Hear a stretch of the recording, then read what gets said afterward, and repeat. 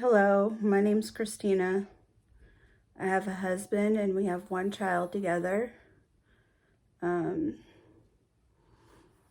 we live in Illinois. I basically wanted to start this channel so that way I could have somebody to kind of talk to about things that are going on. And if no one watches, that's fine. At least I'll have a place to kind of escape to and get things off my chest. We've had a lot go on this year. And it's more than just the coronavirus, even though we have had it twice. This year alone, my dad's cancer came back. And in February is when he started having symptoms. But it took him almost 2 months to find out exactly what was going on with him. So he started his treatment for his cancer, and he would have to go about 2.5 hours away from where we live to get his treatment, and he'd have to stay in the hospital for about 2 weeks and only be able to come home for 2 to 3 days at a time. The cancer that he had was B-cell lymphoma and large B-cell lymphoma. The cancer had moved from his skin, which is, this cancer is usually from like the chest area on up, and it can be on the front and on the back. And he had dealt with it for quite a while. He had the cancer for 11 years before they actually knew what it was. He had a bump on his chest and they biopsied it a couple times. But it wasn't until he pretty much had, I think it was about 44 to 45 doctors come into the room, and they each looked at it and then they all discussed.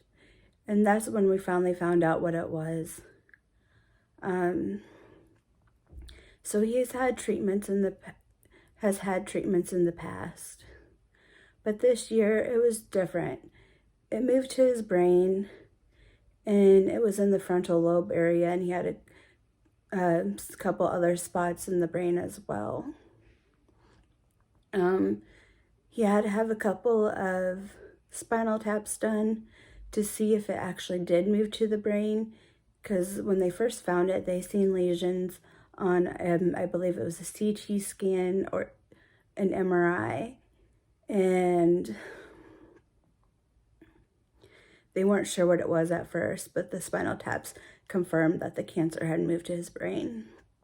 So he started those treatments, and for about a month and a half, 2 months, he was going back and forth, like I said. But the last time he went there, things weren't going so well. I ended up getting a phone call, and they asked me if they could put him on a ventilator. And since I'm an only child and he didn't have a POA, it automatically made me his POA, or power of attorney. So the next couple weeks were kind of rough. Things just slowly started getting worse for him. Started off that they want to put him on the ventilator because he was having a hard time breathing. And unfortunately, they had to sedate him so he didn't pull the tube out from his throat. And then eventually, he started having issues with his blood pressure and his kidneys. And his heart just wasn't wanting to work the way it needed to. So it came to the point where they were trying to get the medicine from the cancer treatments out of his system with him being on the ventilator. But it wasn't working. When he would be able to before he had to be on the ventilator and he was awake and able to drink enough and try to flush it out of his system himself, he was doing pretty well with that. But being on the ventilator, his body just did not want to get it out of his system. And after being on the ventilator, they did another scan and they found out that the medicine that he was on was not treating his cancer. And it had been about 2 months at that point of him taking that treatment. I don't know if it was from the medicines for the cancer or some of the other medicines they had him on for the side effects from his chemo treatments. But he started getting very weak. It was to the point where he couldn't get up on his own at all. My husband and I ended up having to go over there one day because no one could get a hold of him. Ended up being that my dad was on the floor from probably about 2 a.m. until about 4:30 the next day, so about 15 hours altogether. We went over there, knocked on the door. He was responsive, and he said, "Give me a few minutes," and it happened a couple of times. And then I asked him if he could get up, and he said no. So we ended up having to call an ambulance to help get him back up into bed. And my husband and I, after they left, we tried to push him back further into bed because he was on the edge and about ready to slip off again. Well, unfortunately, since my dad was so weak and he wasn't able to help us, he slowly ended up back on the floor again. And again, we had to call the ambulance. But this time I told my dad that you need to go in. This is not normal. And I had already been trying to call and talk to all his doctors, tell him everything that was going on, but no one was really listening. Told him he was very weak, he can't take care of himself, he can't cook for himself, he can't make it to the bathroom. He wasn't really able to do anything. At one point, I had bought him a bunch of groceries for when he was able to walk around, even though he was very weak. But I bought stuff for him that he could use in the microwave. Something that was easy, something that was still had nutrition in it for him to keep him somewhat going. But going back to him being in the hospital and on the ventilator, things just got worse. It would seem like, okay, things are doing better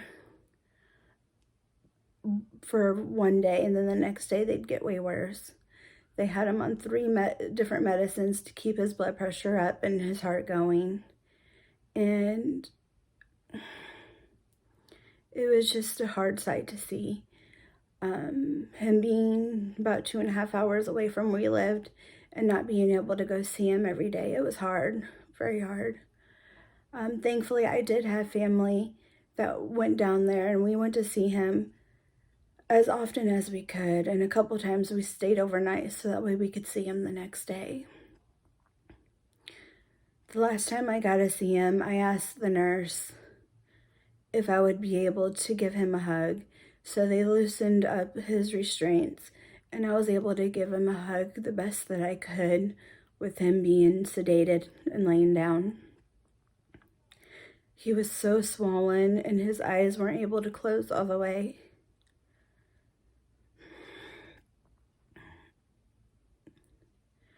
And then a couple days later, after coming home, even though I wanted to be there, but with the coronavirus going on and not having the money to stay in town, it just wasn't possible.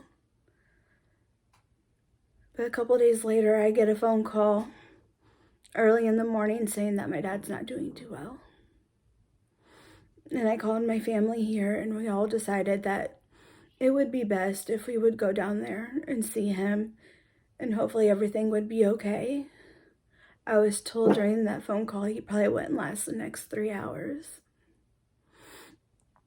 And unfortunately, by the time we got there, we were a half hour too late. He ended up passing away. It was very hard and difficult time.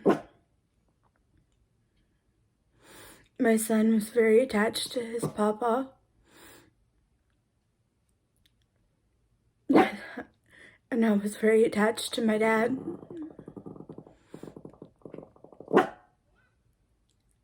And this was back in July when all this started happening with him being on the ventilator. He ended up passing on July 13th at 54 years old. Every day is still a struggle.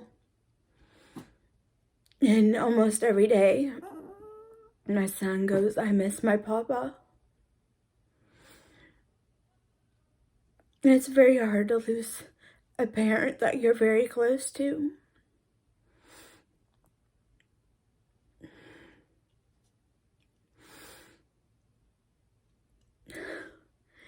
And with the holidays, Thanksgiving was rough. And I'm dreading Christmas, even though as exciting as it can be. It's going to be tough knowing that my dad's not there. Not there to spend time together as a family. Not there to see his grandson. But each day it does get a little bit better. I know he is better off where he's at. He's not struggling anymore. He's not in pain anymore. But I miss him so much. And I love him so much. But at the same time, I'm glad he's not in pain and struggling. I didn't expect for myself to cry during this. Honestly, I didn't know where this would go this first time around. I just started talking. But right now, I think it's time to end this. And hopefully there will be another video soon. Because I'm hoping, since I don't really have anyone in person, because my dad was that person I would go to, that this will help. If you have any questions or if you can relate to this, feel free to leave a comment.